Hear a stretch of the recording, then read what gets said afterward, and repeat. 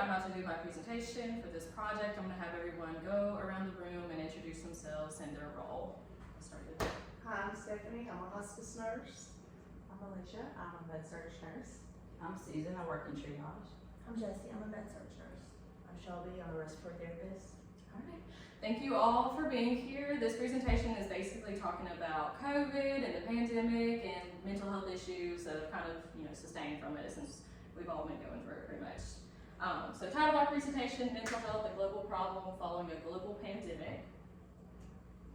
Our objectives for this presentation: by the end of this presentation, the learner will be able to state where the COVID-19 outbreak started, state when the COVID-19 outbreak was considered a pandemic, recall mental health issues associated with COVID-19 and young adults, recall mental health issues associated with COVID-19 and healthcare workers, and list a technological service that was adopted during the COVID-19 pandemic.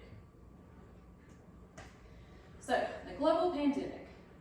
To start off, COVID-19 is an infectious disease. It's caused by a severe acute respiratory syndrome known as the coronavirus 2.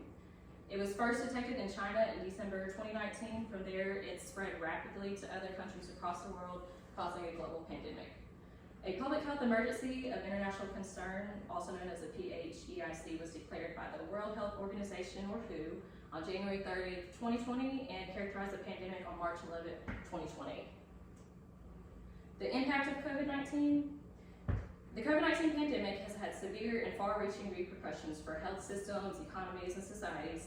To date, there have been 6,941,095 deaths from COVID-19 that have been reported to the WHO. Not only have there been countless deaths, but people have also lost their livelihoods. Families and communities have been strained and separated. Children and young people have missed out on learning and socializing.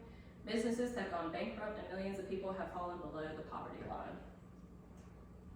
So, COVID-19 and mental health. Since the outbreak of COVID-19, mental health has been widely affected. A great number of people have reported psychological distress as symptoms of depression, anxiety, or post-traumatic stress. There have also been warning signs of more widespread suicidal thoughts and behaviors, including among healthcare workers. In a 2021 study, nearly half of Americans surveyed reported recent symptoms of an anxiety or depressive disorder, and 10% of respondents felt their mental health needs were not being met. Rates of anxiety, depression, and substance use disorder have increased since the beginning of the pandemic. People who have mental illnesses or disorders and then get COVID-19 are more likely to die than those who don't have mental illnesses or disorders. So how COVID-19 can impact mental health.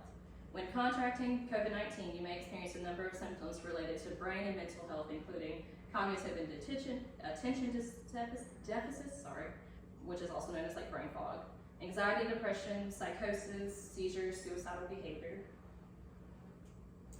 So COVID-19 and young adults. With the closure of schools and universities, as well as extended school time, young people have been left vulnerable to social isolation and disconnectedness.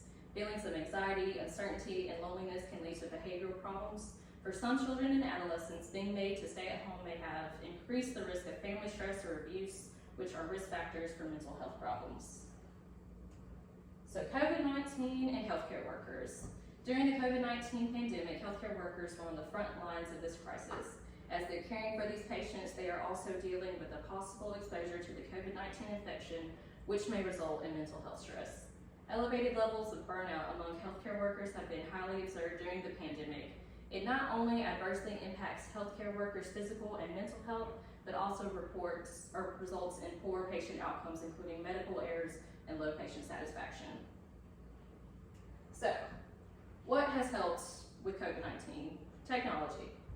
The pandemic has prevented many people from visiting healthcare professionals in person, and as a result, telehealth has been more widely adopted during this time.